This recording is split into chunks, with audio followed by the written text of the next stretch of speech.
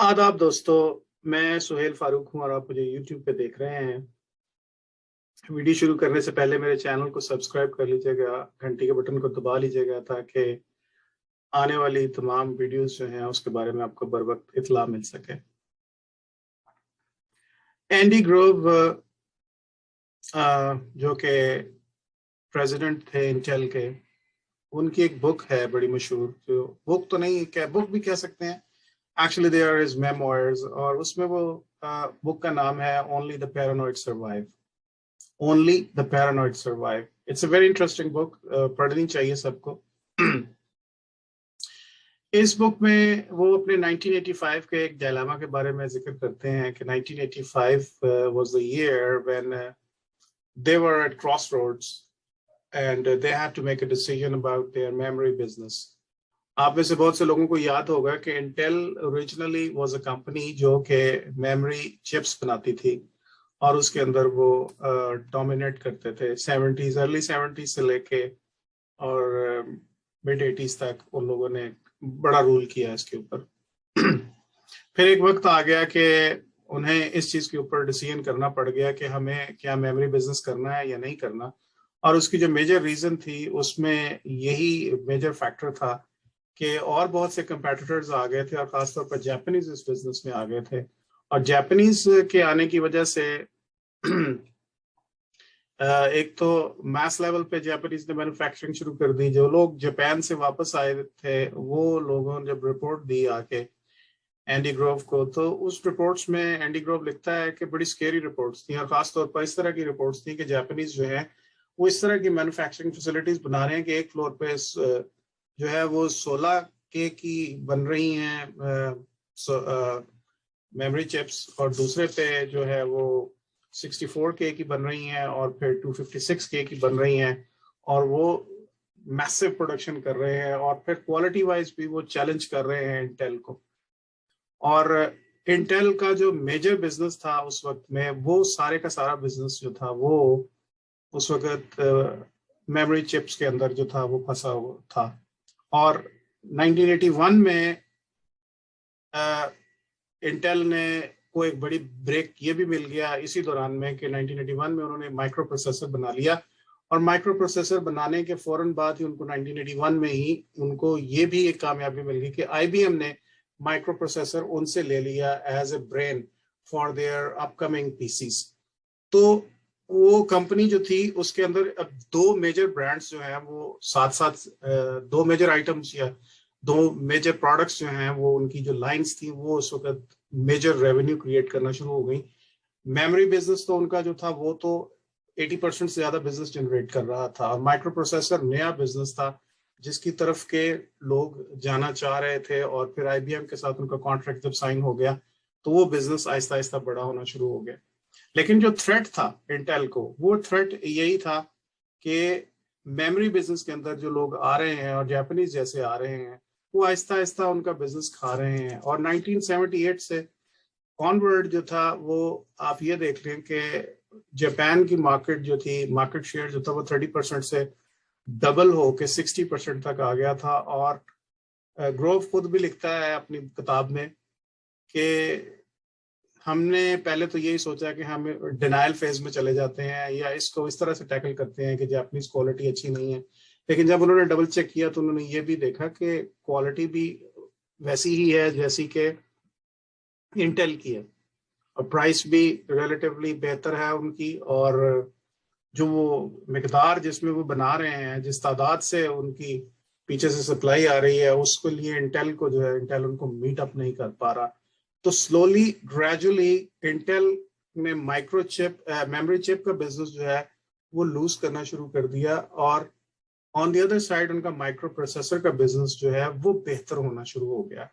लेकिन जैसे हम आमतौर पर अपनी लाइफ में भी यही देखते हैं कि कंपनीज जब इस तरह का काम कर रही होती हैं तो कंपनीज ये सोच रही होती हैं कि हमें अपना जो एग्जिस्टिंग बिजनेस है उसको छोड़ते हुए बहुत ज्यादा तकलीफ हो रही होती है। तो इस वक्त इंटेल भी 1985 के अंदर, 84 के अंदर 1 साल 2 साल वो लोग इस चीज के ऊपर रोज मीटिंग्स कर रहे हैं, रोज बहस कर रहे हैं, रोज आर्गुमेंट हो रही है کہ کیا کرنا چاہیے. ایک گروپ جو تھا وہ لوگوں کا یہ کہتا تھا کہ ہم جاپان کو لیپ فراگ کرتے ہیں, دوسرا گروپ کہنے لگا ہم بڑی فیکٹریز بنا لیتے ہیں, تیسرا گروپ کہنے لگا کہ ہم ڈبل ڈاؤن کرتے ہیں اپنی ایفرٹ کو اور ہم جو ہے وہ اپنے اسپیشلٹی جو کسٹمرز ہیں ان کو انٹرٹین کرنا شروع کر دیتے ہیں. لیکن ان ساری چیزوں کے باوجود کوئی ڈیسیجن نہیں ہو پا رہا تھا. اور جیسے میں نے کہا کہ 1978 سے 1988 کے بیچ میں 10 سال کے اندر جاپان 60% مارکیٹ شیئر جو تھا وہ کھینچ کے لے گیا انٹیل سے, اور انٹیل والے جو تھے وہ سخت پریشان تھے. مائکرو پروسیسرز کا بزنس اوپر جا رہا تھا جو کہ نیکسٹ تھنگ تھی, لیکن میموری بزنس نیچے جا رہا تھا, اور میجر بزنس جو اوریجنل ریونیو ان کا جنریٹ کرنے والا آئٹم تھا وہ میموری بزنس تھا, اور اس کو لوز کرتے ہوئے انٹیل والوں کو بہت تکلیف ہو رہی تھی. اور ان سے یہ ڈیسائیڈ نہیں ہوا پا رہا تھا کہ اب ہم نے کرنا کیا ہے. گروو خود اپنی کتاب میں لکھتا ہے کہ 1984 was a grim and a frustrating year for Intel, اور 1985 میں ہی گروو لکھتا ہے اپنی اس کتاب میں کہ سچویشن ایسی تھی کہ ہمیں کوئی سمجھ نہیں آ رہی تھی کہ ہم نے کیا کرنا ہے.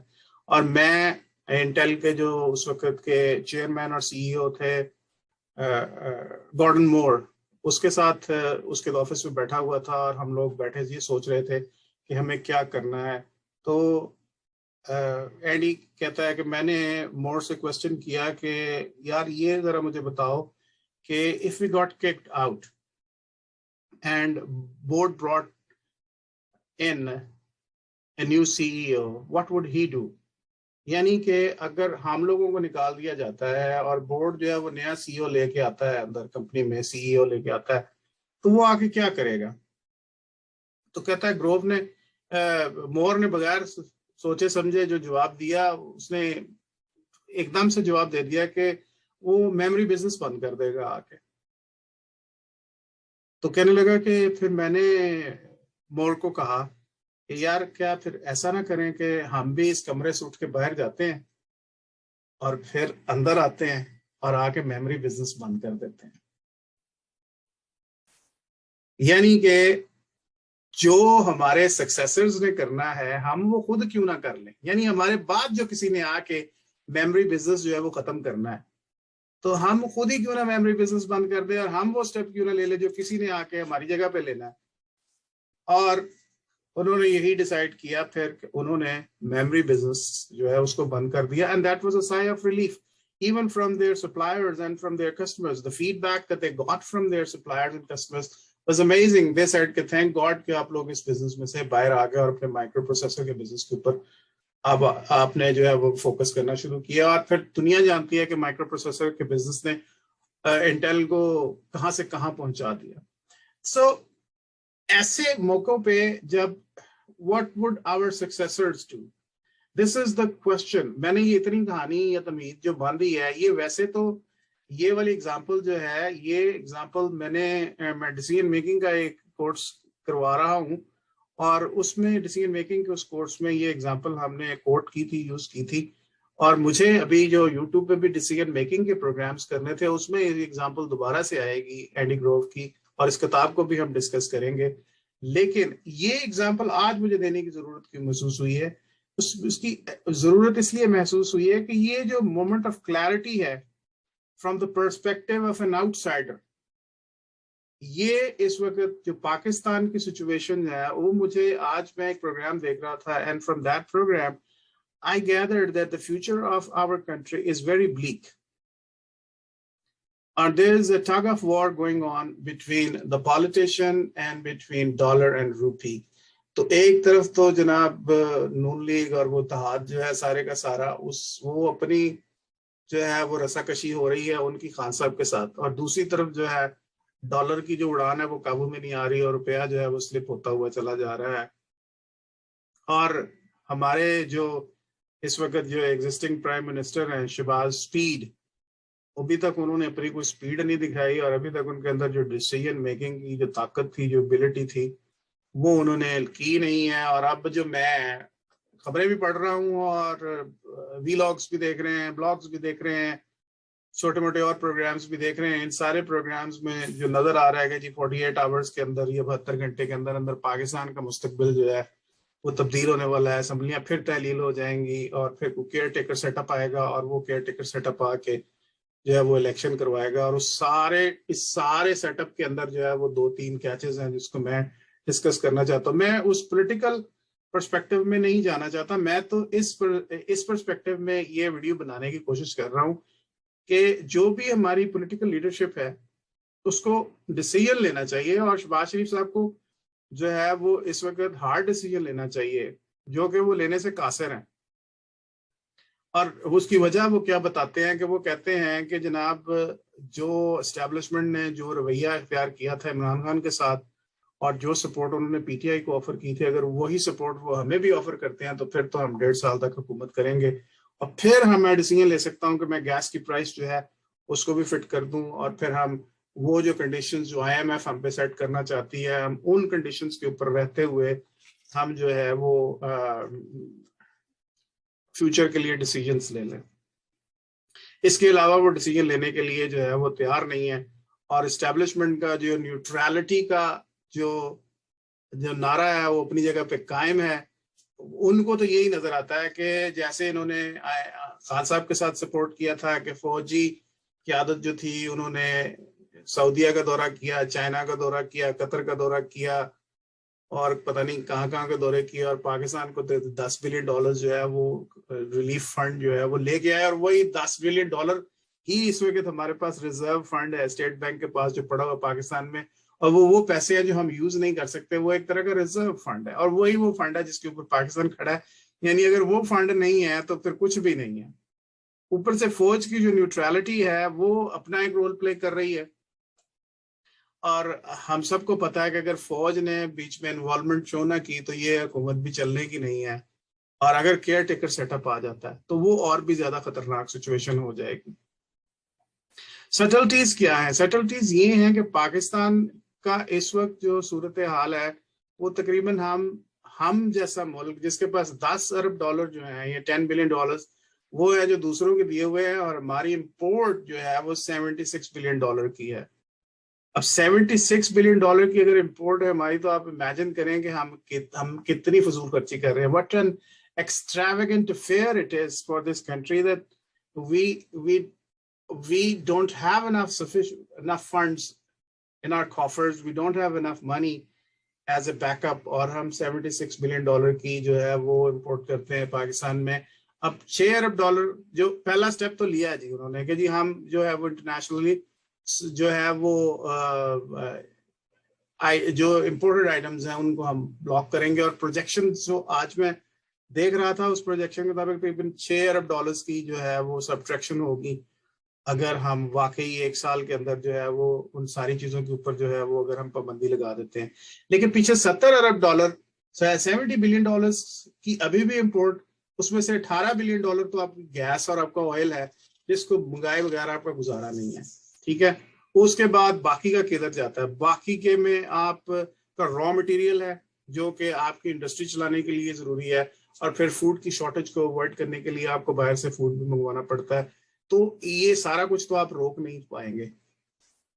تو اگر آپ 6 بلین ادھر سے روک لیں گے, کچھ 8-10 بلین ادھر سے روک لیں گے, تو آپ 70 بلین میں سے 76 بلین میں سے کوئی تھوڑا بہت کر آگے کوئی 50 بلین تک تو پیچھے پھر بھی رہ جائے گا. تو سچویشن جو ہے وہ بڑی ہی خطرناک ہے. اور اگر اس سارے فیز کے اندر آپ ایک 10 بلین اور اگر بچانا چاہتے ہیں تو آپ کو اسمگلنگ روکنی پڑے گی, جو کہ پاکستانی گورنمنٹ کر سکتی ہے بڑے اچھے طریقے سے.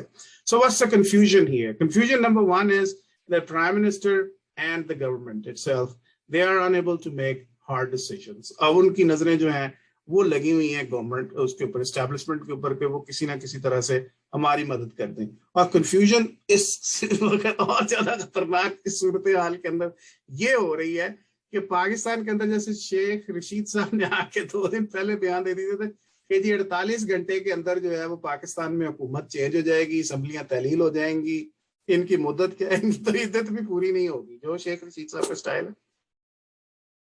اور جو ہے وہ جی انٹرویو ہو گیا ہے کیئر ٹیکر پرائم منسٹر کا, اور اسی دوران میں اب کڑیاں سے کڑیاں ملائیں, what connects the dots, تو آپ کو پتہ چلے گا کہ وہ حفیظ شیخ صاحب کی جو ہے وہ بھی ضمانت ہو گئی ہے. ہاں البتہ اسٹیبلشمنٹ نے یہ تو اعلان کر دیا ہے, انہوں نے یہ مان لیا کہ جی ہمارے یہاں ہم نے کسی کا انٹرویو نہیں کیا, और केयर टेकर सेटअप में अगर आपने जाना है तो आपने अपने एंड पे जाना है, हमने न्यूट्रल ही रहना है इस दफा। तो decision has to be made today और tomorrow, it has to be now. मैंने इतनी बड़ी कहानी एंडी ग्रोव की, आपको इंटेल की कहानी सुनाई है कि इतना बड़ा डिसीजन करना उन लोगों के लिए कितना मुश्किल हो रहा था, लेकिन then in the and they had a moment of clarity and they decided to make a decision. How? By looking it from the perspective of an outsider, somebody who's going to come and replace us. What are they going to do?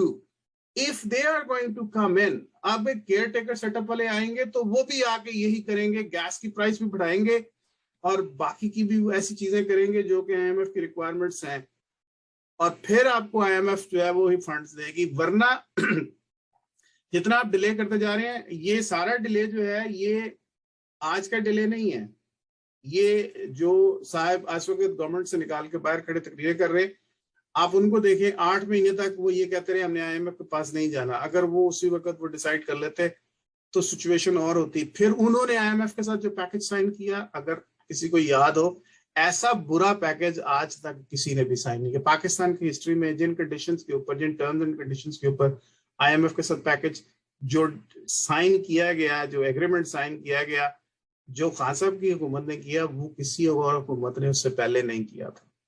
So that would mean like delaying is a disaster. You have to make a decision today.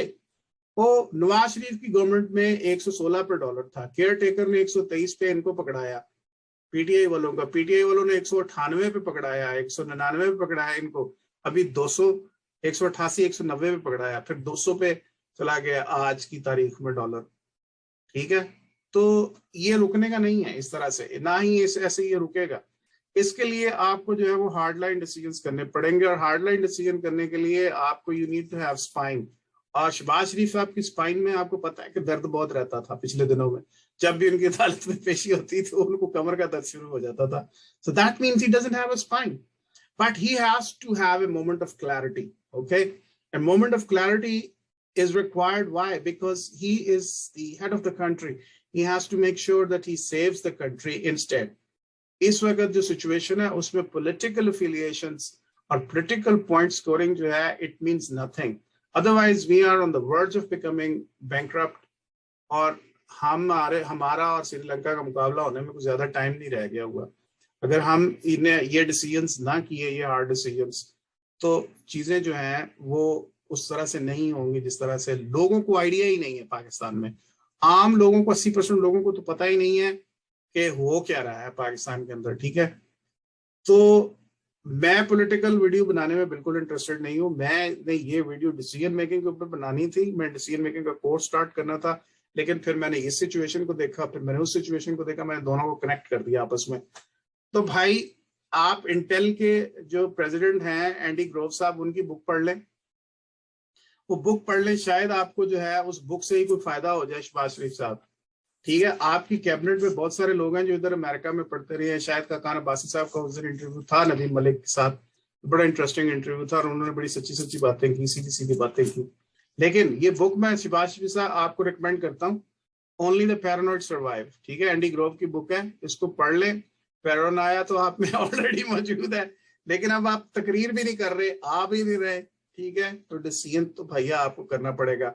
आप decision नहीं करेंगे तो फिर कोई और आके बाहर से डिसीजन करेगा। डिसीजन यही होगा कि आपको प्राइसेस भी बढ़ानी पड़ेंगी, आपको महंगाई भी करनी पड़ेगी, और आपको IMF के पास उन्हीं कंडीशंस पे जाना पड़ेगा जिन कंडीशंस पे वो आपको लेके जाना चाहते हैं। अगर आप इस इंतजार में हैं कि एस्टेब्लिशमेंट अपना रोल उस तरह से प्ले करे जैसे उन्होंने खान साहब के साथ किया था, तो मुझे नहीं पता कि क्या सूरत हाल है एस्टेब्लिशमेंट की और अंदर खाते में क्या गेम है। लेकिन आपको भैया हार्ड डिसीजन करना पड़ेगा। एक दफा आप अगर हार्ड डिसीजन नहीं कर सकते तो फिर घर जाएंगे आप, और फिर आपकी जगह पे आके कोई दूसरा हार्ड डिसीजन करेगा। You need to have a moment of clarity and you need to learn how to think with outsider's perspective. If you learn it, if you execute it, you can save this country and you can save your government. If you are not interested in doing that, or if you have no spine, like you always have spine problem, then I'm sure future is very bleak. खुदारा अच्छा decision करें और hard decision करें, اور جلدی فیصلہ کریں. یہی leadership کی پریریکوزٹ ہے, یہی لیڈرز کی کوالٹیز ہوتی ہیں کہ وہ برے وقت میں اچھے اور سخت فیصلے لیتے ہیں. آپ کو بھی ہارڈ ڈیسیژن کرنا ہے. شہباز شریف صاحب اور خان صاحب کی تقریریں, ان کا پروگرام اپنی جگہ پہ چلتا رہے گا, اس کو چلنے دیں. Your job is to save the country right now. We expect you to do it as a leader and as a politician and as a Pakistani. Thank you very much. Good night.